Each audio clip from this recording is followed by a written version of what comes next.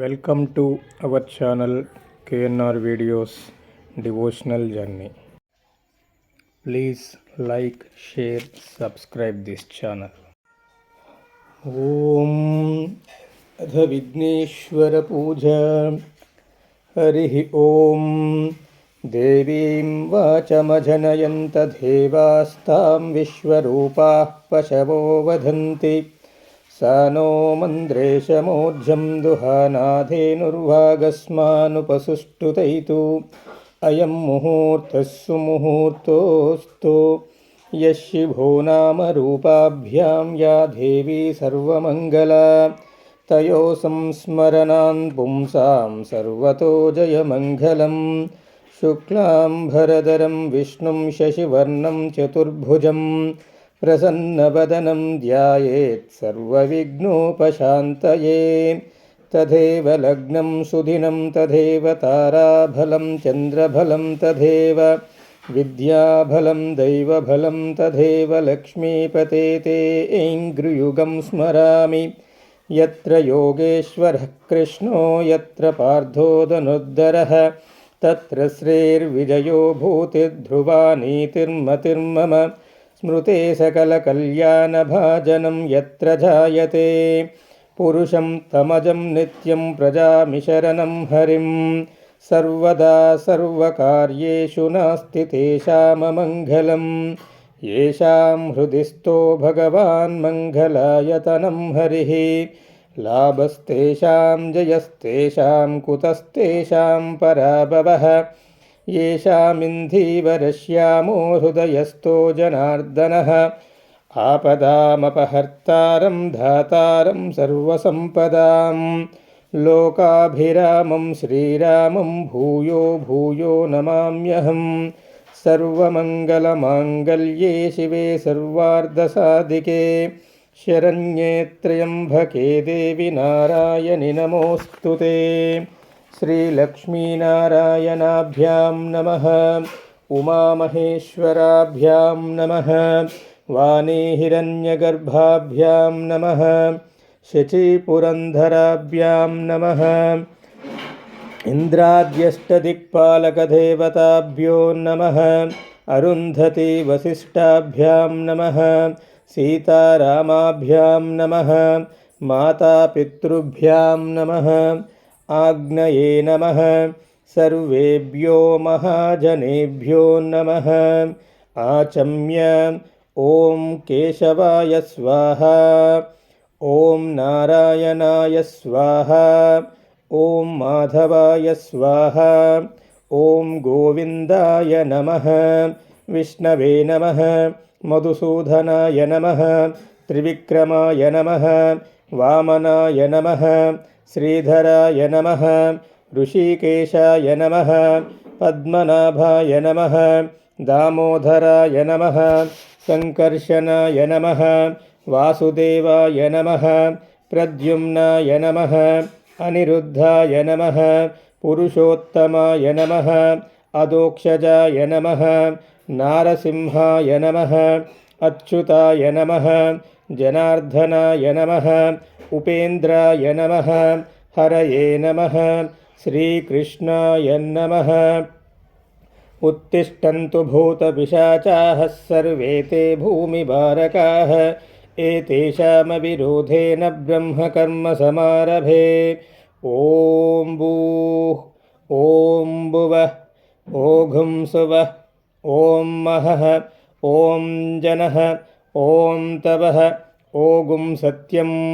ॐ तत्सवितुर्वरेण्यं भर्गो देवस्य धीमहि धियो यो नः प्रचोदयात् ॐ मापो ज्योतिरसो ॐमृतं ब्रह्मभूर्भुवः सुवरों ममोपात्तदुरितक्षयध्वारः श्रीपरमेश्वरप्रीत्यर्थं शुभे शोभने मुहूर्ते श्रीमहाविष्णोराज्ञया प्रवर्तमानस्य अद्य ब्रह्मणः द्वितीयपरार्धे श्वेतवराहकल्पे वैवस्वतमन्वन्तरे कलियुगे प्रथमपादे जम्बूद्वीपे भरतवर्षे भरतखण्डे मेरोर्दक्षिणदिग्भागे श्रीशैलस्य आग्नेयप्रदेशे कृष्णागोदावर्योर्मध्यदेशे शोभनगृहे समस्तदेवता ब्राह्मणः सन्निधौ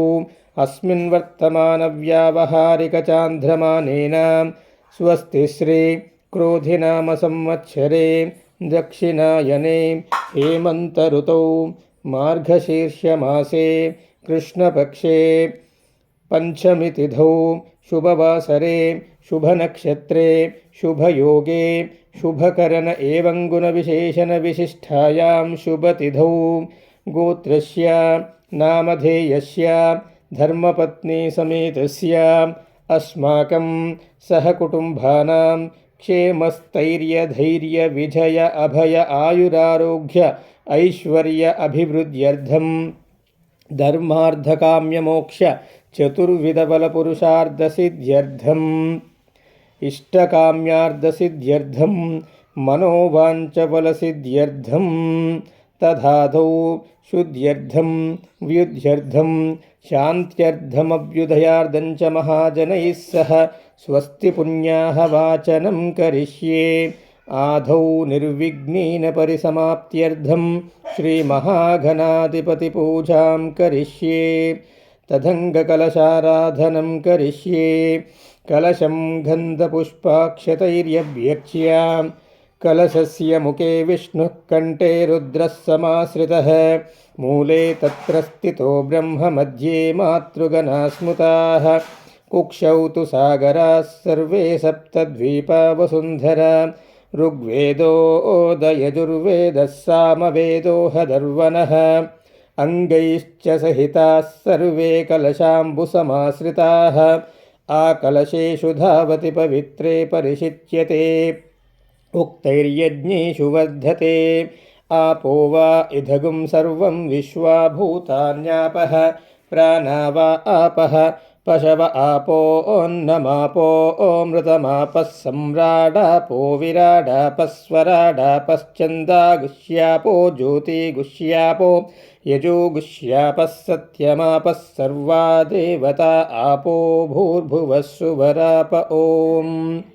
गंगे च यमुने कृष्णे गोदावरि सरस्वती नर्मदे सिन्धु कावेरि जलेऽस्मिन् सन्निधिं कुरु आयान्तु श्रीमहागणाधिपतिपूजार्थं मम दुरितक्षयकारकाः कलशोदकेन पूजाद्रव्याणि सम्प्रोक्ष्य देवमात्मानं च सम्प्रोक्ष्य ॐ सुनीते पुनरस्मासु चक्षुः पुनः प्राणमिहनो देहि भोगं जोक्पश्येम सूर्यमुच्चरन्तमनुमते मृडया न स्वस्ति अमृतं वै प्राणा अमृतमापः प्राणानेन यदा स्थानमुपह्व्ययते स्थिरो भव वरदो भव सुमुखो भव सुप्रसन्नो भव स्थिरासनं कुरु ॐ गणानां त्वा गणपतिगुं हवामहे कविं कवीनामुपमश्रवस्तमं ज्येष्ठराजं ब्रह्मणां ब्रह्मणस्पत आनः शृण्वन्नोतिभिः सीदसाधनं श्रीमहागणाधिपतये नमः। ध्यायामि तत्पुरुषाय विद्महे वक्रतुण्डाय धीमहि तन्नो दन्ति प्रचोदयात्। आवाहयामि सुवर्णरत्नखचितसिंहासनं समर्पयामि पादयोः पाद्यं समर्पयामि हस्तयोः अर्घ्यं समर्पयामि शुद्धाचमनीयं समर्पयामि। ॐ आपोहिष्ठामयो भुवस्तानवूर्जेरधातना महेरनाय चक्षसे यो वः शिवतमोरसस्तस्य भाजयते हनः उशतीरिव मातरः तस्मा अरं गमामवो यस्य क्षयाय जिन्वध आपो जनयधाचनः। श्रीमहागणाधिपतये नमः। शुद्धोदकस्नानं समर्पयामि स्नानानन्तरं शुद्धाचमनीयं समर्पयामि। ॐ अभिवस्त्रासुवसनान्युषाभिधेनुः सुदुगाः पूयमानाः अभिचन्द्रावर्तवेनो हिरण्याभ्यश्वान्रदिनो देवसोम श्रीमहागणाधिपतये नमः। वस्त्रयुग्मं समर्पयामि तदभावे वस्त्रार्धम् अक्षतान् समर्पयामि। यज्ञोपवीतं परमं पवित्रं प्रजापतेर्यत्सहजं पुरस्तात् आयुष्यमग्र्यं प्रतिमुञ्च शुभ्रं यज्ञोपवीतं फलमस्तु तेजः। तदभावे अक्षतान् समर्पयामि श्रीमहागणाधिपतये नमः। यज्ञोपवीतं समर्पयामि गन्धद्वारां दुराधर्षां नित्यपुष्टां करीषिणीम् ईश्वरीगुं सर्वभूतानां तामिहोपव्यये श्रियं श्रीमहागणाधिपतये नमः। श्रीगन्धं समर्पयामि आयने ते परायणे दूर्वारोहन्तु पुष्पिणीः यथाश्च पुण्डरीकानि समुद्रस्य गृहा इमे श्रीमहागणाधिपतये नमः। गन्धस्योपरि अलङ्करणार्थम् अक्षतान् समर्पयामि पुष्पै पूजयामि। ॐ सुमुखाय नमः। ॐ एकदन्ताय नमः। ॐ कपिलाय नमः। ॐ गजकर्णकाय नमः। ॐ लम्बोदराय नमः। ॐ विकटाय नमः। ॐ विघ्नराजाय नमः। ॐ गणाधिपाय नमः। ॐ धूमकेतवे नमः। ॐ गणाध्यक्षाय नमः। ॐ पालचन्द्राय नमः। ॐ गजाननाय नमः। ॐ वक्रतुण्डाय नमः। ॐ शूर्पकर्णाय नमः। ॐ हेरम्भाय नमः। ॐ स्कन्धपूर्वजाय नमः। ॐ श्रीमहागणाधिपतये नमः। षोडशनामपूजां समर्पयामि। वनस्पत्युद्भवै दिव्यैर्नानागन्धैः सुसंयुतः आघ्रेयः सर्वदेवानां धूपोऽयं प्रतिगृह्यताम् श्रीमहागणाधिपतये नमः। धूपमाघ्रापयामि साध्यं त्रिवर्तिसंयुक्तं वह्निना योधितं प्रियं गृहानमङ्गलं दीपं त्रैलोक्यतिमिरापहं भक्त्या दीपं प्रयच्छामि देवाय परमात्मने। त्राहि मां नरकात् घोरात् दिव्यज्योतिर्नमोऽस्तु ते श्रीमहागणाधिपतये नमः। दीपं दर्शयामि धूपदीपानन्तरं शुद्धाचमनीयं समर्पयामि। नैवेद्यम् ॐ भूर्भुवस्सुवः ॐ तत्सवितुर्वरेण्यं भर्गो देवस्य धीमहि धियो यो नः प्रचोदयात्। सत्यन्वर्तेन परिषञ्चामि अमृतमस्तु अमृतोपस्तरनमसि श्रीमहागणाधिपतये नमः।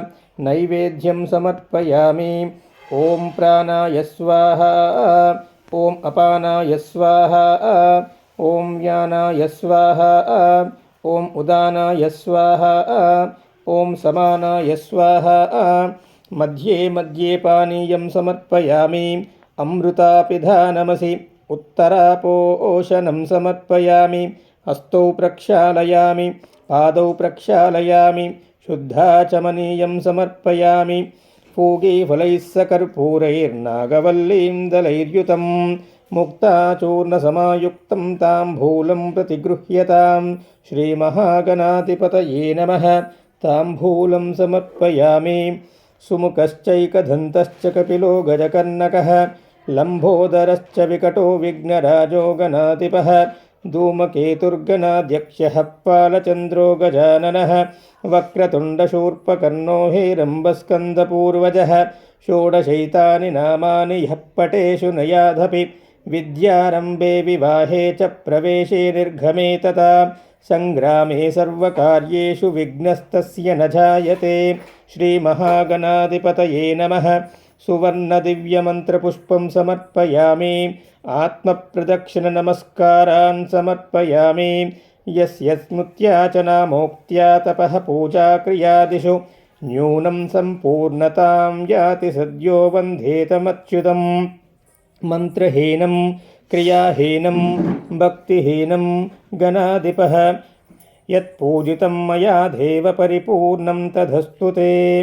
अनया ध्यानावाहनादिषोडशोपचारपूजया भगवान् सर्वात्मकः श्रीमहागणाधिपतिः सुप्रीतसुप्रसन्नो वरदो भूत्वा उत्तरे शुभकर्मण्यविघ्नमस्तु मस्त्विति भवन्तो भ्रुवन्तु उत्तरे शुभकर्मण्यविघ्नमस्तु श्रीमहागणाधिपतिप्रसादं शिरसा गृह्णामि यज्ञेन यज्ञमयजन्त देवास्तानि धर्माणि प्रथमान्यासन् तेहनाकं महिमानः सचन्ते यत्र पूर्वे साध्या सन्ति देवाः श्रीमहागणाधिपतिं यथास्थानमुद्वासयामि शोभनार्थं पुनरागमनाय च वक्रतुण्डमहाकायस्कोटिसूर्यः समप्रभ अविघ्नं कुरु मे देव सर्वकार्येषु सर्वदा ओम तत्सत्। श्री विघ्नेश्वर पूजा समाप्ता। Please like, share, subscribe this channel. Thank you for watching this video.